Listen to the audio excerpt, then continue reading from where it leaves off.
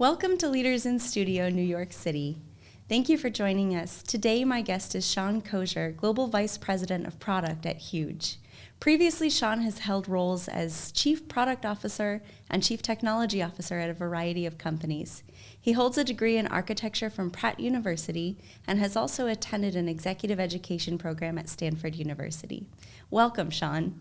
Thank you. Happy to be here. Excited to have you. Let's get right into it. I want to do it. start by talking about leadership style.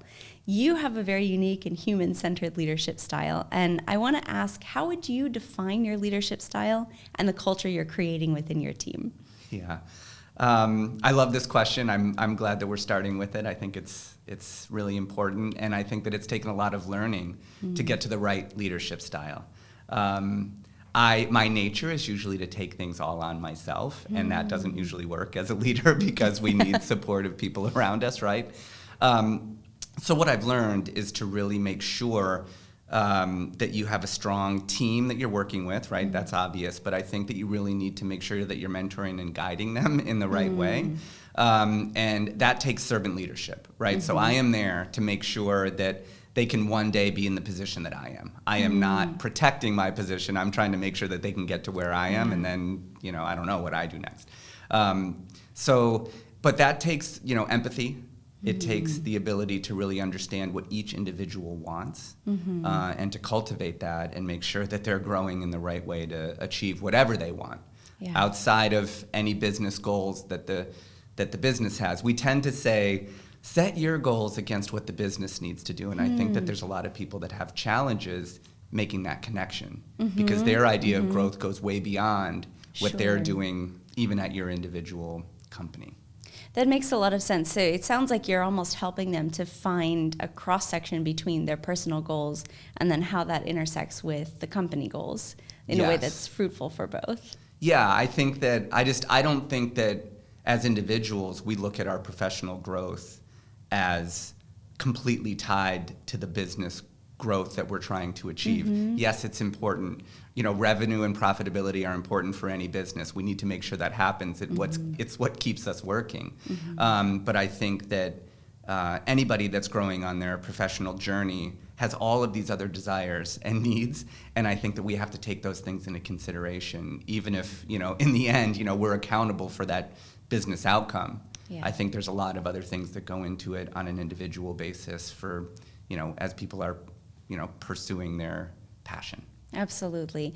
And you mentioned that, the leadership style you're describing, it's very empowering. It's about how do you help them maybe one day get into your role, and then that can open up something new for you. Yeah. So I want to actually ask you then about scaling and growth within an organization. Yeah. How does that leadership style play into your ability to scale? Is there anything that you've learned about how to do that sustainably while protecting the quality of the talent and the outputs of your team? Yeah, now it's more challenging than ever, right? Like the talent market is hot, I guess you would say right now. So I think that that's really a focus, is to try and make sure that you're not growing too fast or trying to achieve too much at the cost of your team. I think that we tend to lose sight of people's individual desires when things are moving too quickly. And businesses are always trying to grow, right? Like, I don't think I've ever engaged with a CEO who's not trying to grow. It's just the nature of business. We want to grow. And I think that puts a lot of pressure on teams. And with the current market and the way that talent, is being pursued these days, that's a lot of change and transition in teams. So what I think is really trying to make sure that you are doing your best to keep your core leaders. It's not even direct reports, just anybody who has the right, leadership presence as part of your organization. And that's difficult, right? It can't be everyone. So you have to really focus in on who you think has the capability to lead in the chaos and in the change. And I think that that just goes back to really making sure that they're being satisfied, because I think that they're being pursued as well. It's not like these leaders tend to be the ones that everybody's trying to snatch. Right. And when you look at someone and try to understand like what's going to drive them, there may be things that are out of our control, right? Like we can't always match,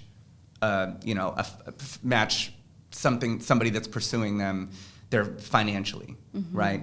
We may not be able to match benefits or bonuses, but what we can match is what drives them intrinsically, right? Like there are intrinsic drivers that people have or motivators, and I think that if we can tap into that, people will stay because one, they like the culture, and they think that they're going to grow in ways that they may not be able to, even if they move to another position that had more money or a better title or whatever it is. And that's still important, but you have to, you can't always have that be the, the end driver of things. Yeah, it's a piece of a bigger puzzle, isn't it? It's a piece of a bigger puzzle. You talked about intrinsic motivators. You talked a lot about culture and kind of speaking to and cultivating the passions of people that you see as leaders on your team. Yeah. So something you've talked about a lot is product-led culture. Yeah. And I'm really curious, can you explain what you mean by product-led culture? How does that play into your role? And what do you think is the role of a modern chief product officer? Yeah. Product-led culture is interesting, right? You would think that any business that sells a product, which is all of them basically, would put that product first, right? But there's so many other things that interfere. There are agendas of the executive team. Everybody has their own agenda. There's other, things at play. There may be, numbers that the board needs to see. And that all can be put ahead of the product itself. Right, and my belief is that you actually have to put the product first, and all of those other things will follow. So if you can actually get a strategic seat at the table, and I think a chief product officer is the right way to do it, or a chief experience officer, depending on what type of business your organization is in. There's been a lot of discussion around is product not broad enough? Is experience the way that we should really be looking at things? Is product really CX in the end? CX or, the experience that somebody's having with your business at large. And part of that is the product, and part of that is a lot of other things, right? Like, what is the internal employee experience? That then, resonates outwards. So I think that whatever it is, the product leader, whatever their title is, needs to actually have a strategic seat at the table and really be pushing product first. And I think that is like a mix of, data, science, and art. Yeah. Right? And I think that is a tough one. I think that I've seen a lot of CEOs that operate where their gut is how they go by, like making decisions. And I love that, because I think that goes against my intuition always, right? I want to back it with data. Right. I want to say like, all right, well, I like your desires, but how am I actually going to prove that, right? Does the customer actually want what you think they do? And so I think but being able to have that conversation openly, right? And challenge and compromise sometimes, right? Like we can take those gut instinct leaps as long as a lot of the other things that we're doing are backed by data, are using science and strategy. Yeah. It's a fine line to walk. And you talked about putting the product first and how that's kind of an intersection of science and art. Yeah. What does it take to be a good chief product officer? Well, I think that you have to look at things outside in.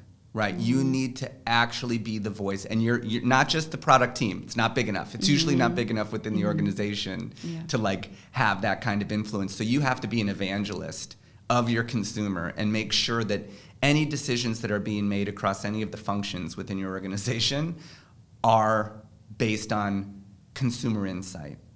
What does the consumer want? How are they going to react to this, right?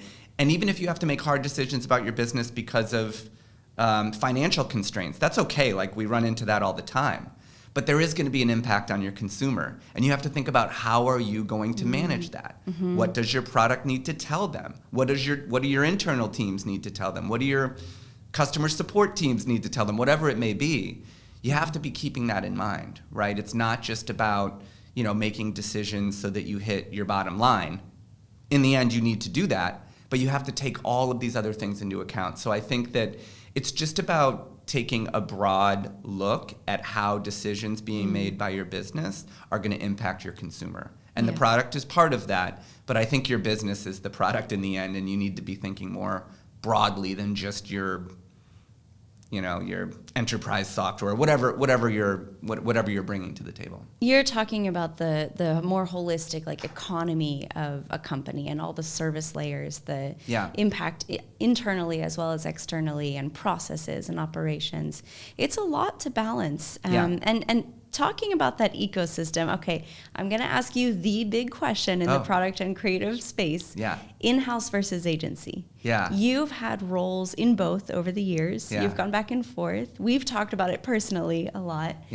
What are the benefits and drawbacks of each, and why should or shouldn't product companies consider including agencies as part of their strategy? It is the magic question. Well, I started on the agency side, so I may have a bias, right, as to why I think that agencies are important. But my reason for going in-house was to really learn about what was happening on the other side of this wall, we called it, right? We no matter how good of a partner you want to be, right, as an agency to your client, there is still this wall. And that's okay. That's fine. That's just the nature of that type of work. But we would always find certain moments where we would be blocked, or decision makers would change direction, or the area of focus of a business may change, and that's just really hard to see why. What internally is happening, before the agency gets that message, and there's a lot. And so when I went in-house, I realized that there are just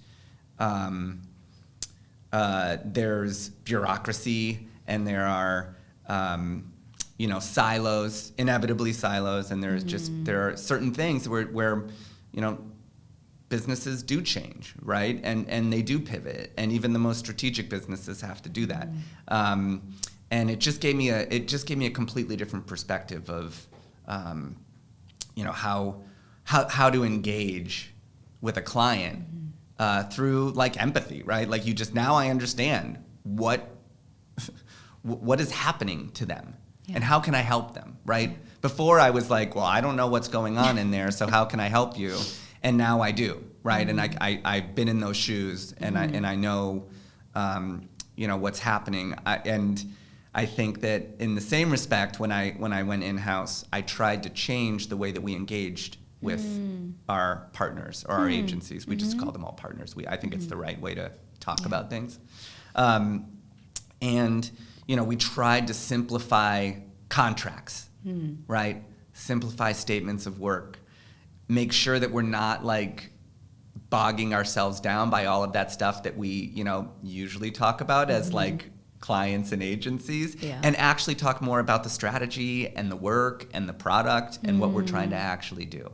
And I think that worked really well. I think that my internal teams had a much better understanding and respect for the partners that we were bringing in, and vice versa. I think the partners actually really liked the way that we engaged as a client. So I don't know if it's one or the other, but what I can tell you is that clients definitely need agencies.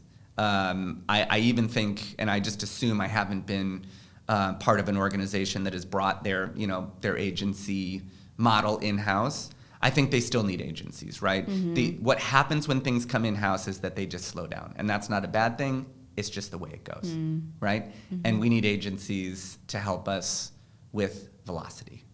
Velocity and maybe perspective as well, right? To be able to bring something new that they're seeing across the market and globally. I think that can be very helpful. Sure. I mean, I think that agencies can definitely bring that, right? And I think the clients need to be open to it. I think that the longer you're in, a certain business, you tend to think that you are the expert, that you know the most, right? So an agency or a partner coming in, if they're telling you that they know more about the business that you think you're the expert in, that's hard, right? And you gotta just let that go, right? And say, I am going to take this fresh perspective.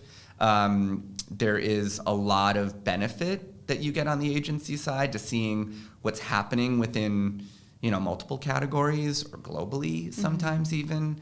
And that's backed by research. It's not just like what you experience by working with different clients. We're doing the research on the agency side to understand markets, right? And understand what impacts different categories or different types of businesses. And that's what we're coming in to do. It's not to step on anyone's toes, right? It's there to help. It's there to bring a fresh perspective or add on to to the existing perspective.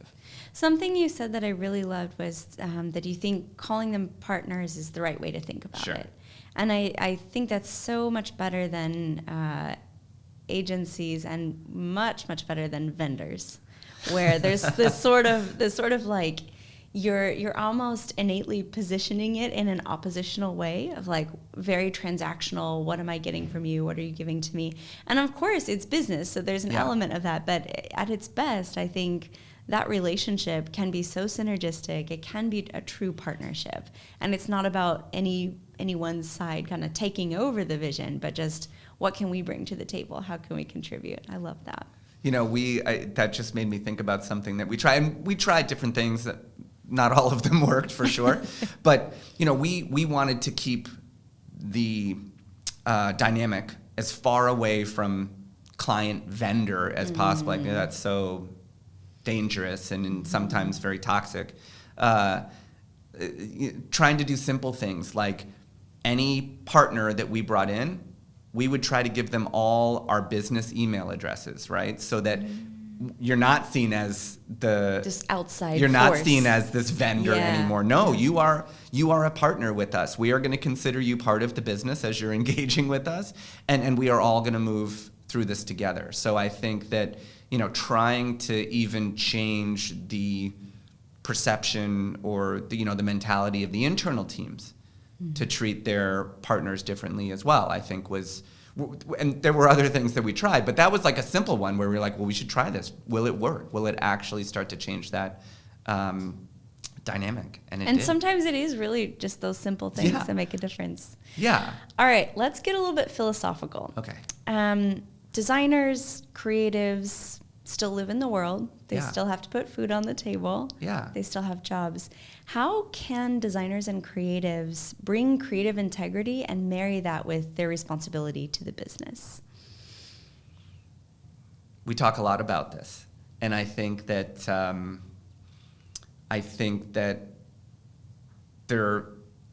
designers and creatives are inherently business-minded to begin with.